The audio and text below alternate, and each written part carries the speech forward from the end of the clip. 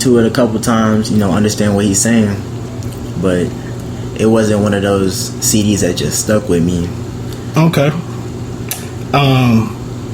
So if we were giving both of them 4 stars, what would you give each one?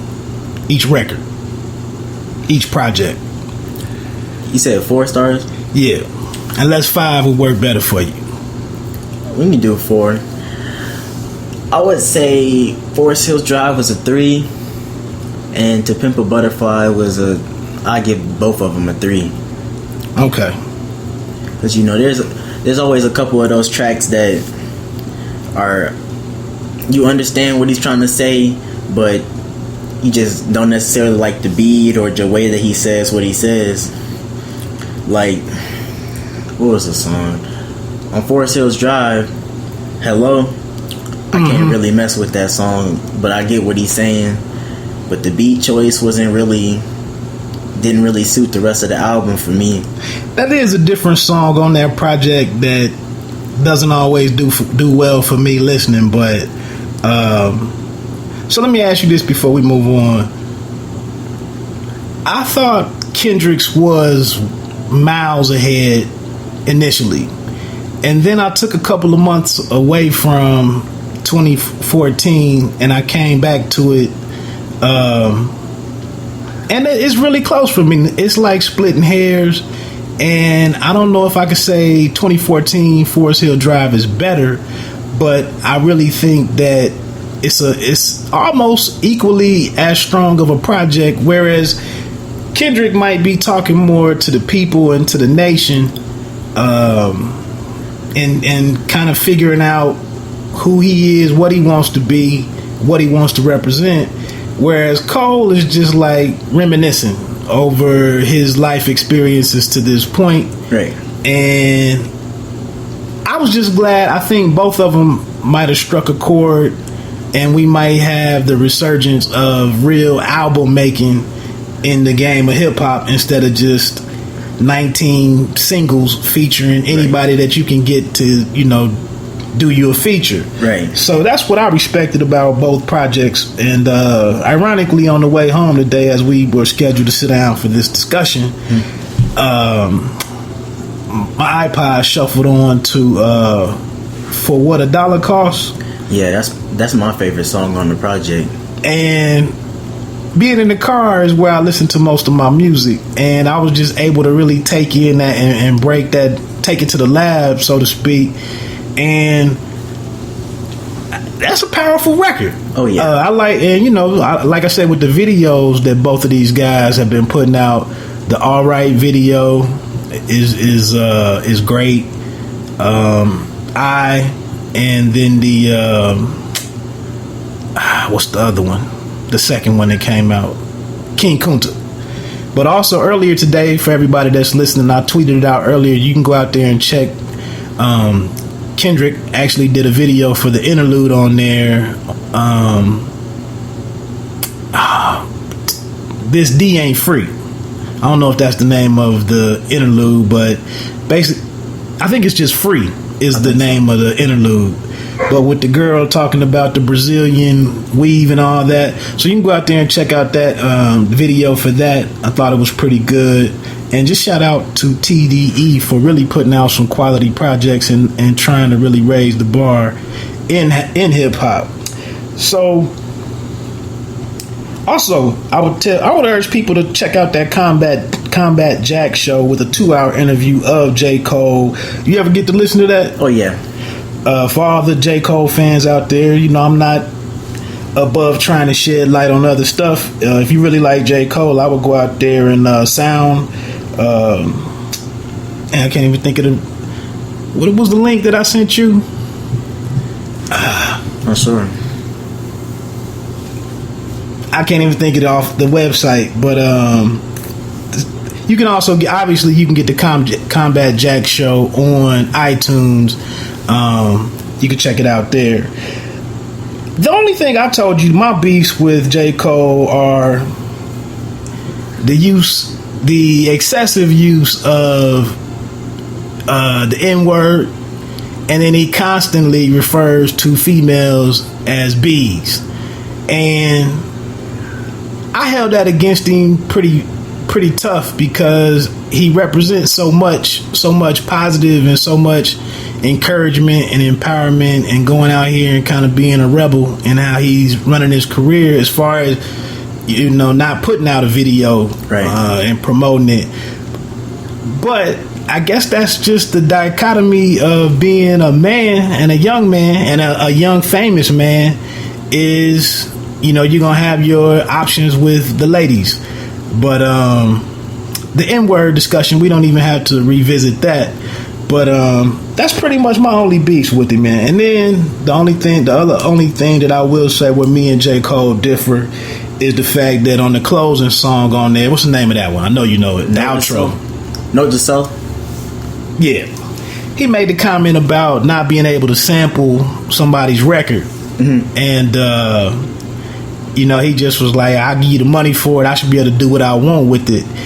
And I just highly disagree, because I think if you are, especially somebody in the 60s, 70s, and 80s you're actually a musician, you play an instrument or multiple instruments, and you're a writer, I think if you put together some of these classics from the last 30, 40, 50 years, you know, if you have a project and you get approached about sampling your album or your song, and you don't want it to be used by just anybody, and you can turn down a $30,000 check or $15,000 check or royalties, that just speaks to the power of who you are. And I kind of disagree with him there. And I think even with his own work, he would want certain say over his own material. So I just thought that was a little short-sighted. You know, I don't know what he might have been smoking or drinking that night in the studio, but that's where I differ with him. But let's get into, you said you haven't seen or heard him on Janet Jackson's new video or single, No Sleep, but he does have a strong verse on there. I thought that was awesome, and kind of speaks to him, where he is in the game, you know, to be a feature for Janet Jackson, coming back to the game after being gone for several years. Right. So since you don't know that one, we don't have to get into it, but I would urge people to go check out the J. Cole version of Janet's No Sleep. That's one of my favorite cuts right now. Also, one of the joints that I really appreciate, and I don't know if this cat is on J. Cole's label or not. Yeah. Kaz. Yeah, he's on Dreamville. That's what I thought. So, Knock the Hustle. I just think the kid, J. Cole, I just think he's doing big things, and it's admirable that now he's turning into a businessman himself and trying to get, is it DreamWorks or Dreamworld? Dreamville, I'm sorry. Dreamville. So I think that's awesome. I like the video for Kaz. Go check that out on YouTube. What's your thoughts on those projects? On Kaz? Yeah. I like him at times. Some of his, he'll get some nice beats, but you know, he's one of those kind of scream rappers. Kaz? A couple of his songs. So does he have an album out, or a full album or EP? That was his album. Knock the Hustle was on Cause and Effect, and that was his album. Okay. And you know, Knock the Hustle, I feel like J. Cole, on all his artists that he's put on, he'll get on one song on the album and he'll just blow them away. Cause he got on Kaz's album, and he pretty much dominated the remix of that song. Yeah, I think he has 2 verses in the middle. Yeah, he had 2 verses, and then on Omen's album that was released last week, you know, he had a verse on that, and you know, he always goes extra hard when he knows it's his artist that he's put on. He don't let him take it easy or get an easy way out. Right. I like the Kaz single. I'm assuming that kid is from New York. I don't know. I think it's just a bright future. I'm glad that it's one person on this side of the country that's buzzing pretty strong, and then we also have Kendrick on the other side doing his thing, and they're in totally separate lanes. Right. It gives a regional feel to the game, where this is how hip hop over here sounds. Out west, this is the feel. And then if you saw the Kendrick, the King Kunta videos, that was very drenched in West Coast flavor with the dancing and you know, the clothing and everything that they wore. So I think it's good to get these different looks versus, you know, some of the same old same we're seeing with the Futures and all that. Really quickly, you being a young music fan, a producer, you know, a blossoming producer, you sent me several beats, you know, and I see the progression there. You also started rapping and writing, or writing and rapping, and you know, not in whichever order. But what's your thoughts on this on the Drake Meek Mill dust up, if you will, as it relates to J. Cole, who's somebody who's here trying to do it in a true, authentic fashion, and then we have Drake, who's proclaimed or regarded as one of the best, and now we find out that it's a lot of collaboration in his music. Well, first to start off, I'm not a big Drake or Meek fan. You know, I feel like Meek Mill raps a lot of the same stuff on a lot of his songs, and Drake, you know, he's wishy-washy, and I'm not a big fan of him being a singer on a lot of his songs, but I feel like Drake has this one in the bag because of the fact that Meek Mill took so long to respond, and it blew over pretty much, you know, nothing. Drake not retweeting his album or tweeting his album, and I guess that must have made Meek Mill upset, which I understand, but you gotta realize Drake probably feeling upset right now that he's with Nicki and all this stuff. And, you know, Drake probably not thinking about him at the moment. You know, I listened to the beef be kind of reported all week on Sway in the Morning, getting Heather B's takes and even Sway's reactions to the song, and then various listeners calling in. The first one, not back to back, Charged Up, you know, it was straight. The second one back to back was a little bit more aggressive, more energetic.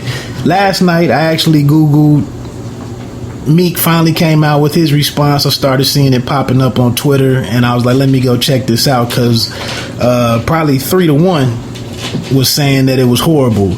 So I finally checked it out, and to be honest, despite working with one of my favorite newer producers, I thought that's the drop that I heard on there. It was kind of that guy's signature. I'm not sure if that was him or not, but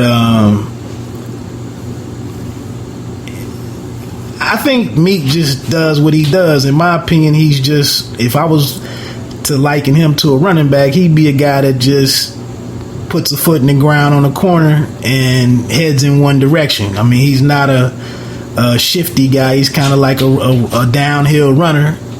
And I didn't like the chorus.